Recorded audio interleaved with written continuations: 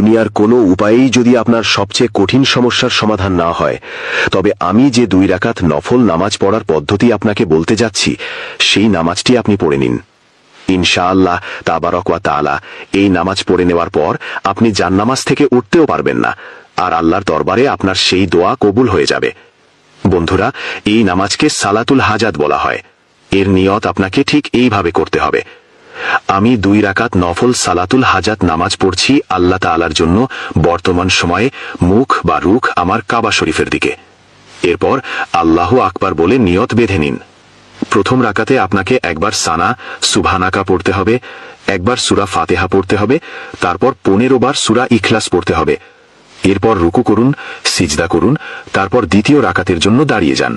দ্বিতীয় রাকাতে আপনাকে সানা পড়তে হবে না, দাঁড়িয়ে সূরা ফাতিহা, তারপর 15 বার সূরা ইখলাস পড়বেন। এরপর রুকু করুন, সিজদা করুন, কায়দায় বসুন, সালাম ফিরিয়ে নামাজ শেষ করুন। নামাজ শেষে জান্নামাজে বসে থাকুন।